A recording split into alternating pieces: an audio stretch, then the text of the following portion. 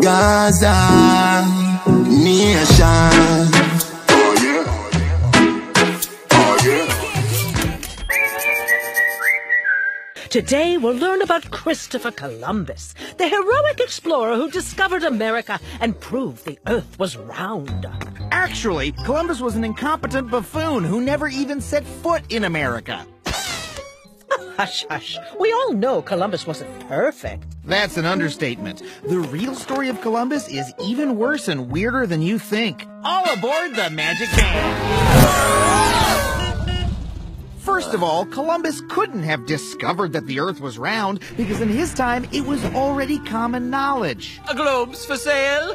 Perfectly ordinary globes for sale. Oh, what?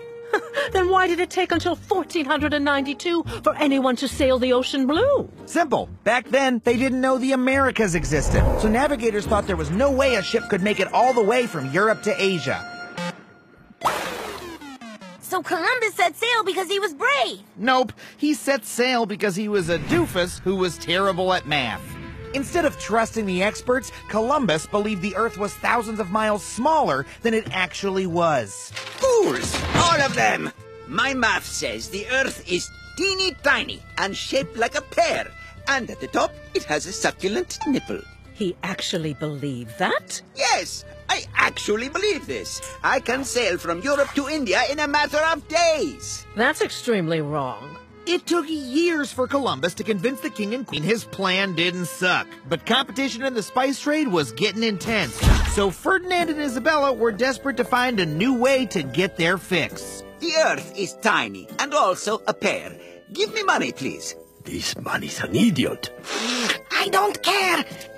Fine. Give this more on the bare minimum. 90 dumb men and 3 dumb sheeps. If you die, who cares? Right. And that's when Columbus showed them all and became a hero. But You know what happens to mouthy students? they get extra credit? I turn them into iguanas. Say hi, Edward.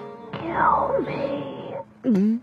Now, children, that's the Nina, the Pinta, and the Santa Maria, the ships Columbus sailed to discover America. I'm really sorry, Ms. Dazzle, but Columbus never set foot in America. Of all the modern-day countries Columbus made it to, like Cuba, Haiti, and the Dominican Republic, none of them were in the United States. Okay, fine. Then Columbus discovered Haiti and the Dominican Republic. Sure he did, if you don't count the 250,000 Taino people that live there already. Occupied? Someone lives here? Right. I know this part. He thought he made it to India. Aha! This is India, and these people are Indians. I will be rich in spices and gold. What a silly mistake. Yes, if by silly you mean brutal, and by a mistake you mean one of several. The Taino treated Columbus and his crew with the utmost hospitality. Hug? We need reinforcements! Columbus repaid their kindness, returning with 17 ships and 1,200 men, so he could enslave the Taino and steal their gold. There was only one problem. They didn't have any. You, gold, now! Oh, I want to help, but what is gold? This infuriated Columbus, and soon he and his crew began to slaughter them. This is very inappropriate for me to see. Columbus's regime was so senselessly brutal that by 1542, the Taino population on the island had fallen to 200. I can't believe it. I had no clue that Columbus was this cruel. But after this, he must have gone on to do great things. Nope, this was literally all he did. He didn't discover America, and he didn't prove the Earth was round. He just bounced around the Caribbean, slaughtered a bunch of innocent people, and died thinking he had made it to India. Hashtag no regrets. Holy crow. Then why do we learn about this guy in school? Oh, great question. For centuries, Columbus was a historical footnote. But that changed in 1828 when Washington Irving, the author of The Legend of Sleepy Hollow and other tall tales, wrote the first English-language biography of Columbus. Columbus was a murderous failure? That ain't gonna sell copies.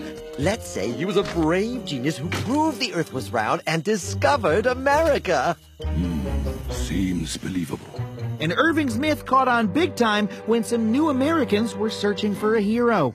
Throughout the 19th century, a surge of Italians immigrated to America, where they were persecuted and treated like they didn't belong. Duh! This is New York City! We hate pizza, and we'll always hate pizza. To help prove Italians were a part of the American story, Italian Americans latched onto Irving's version of Columbus and promoted it like crazy. Hey, we know a guy that knows a guy that discovered America, and he's Italian. I guess Italians are great. This guy deserves his own holiday. And that's the true story of how an incompetent and vicious nobody became the national hero we celebrate today.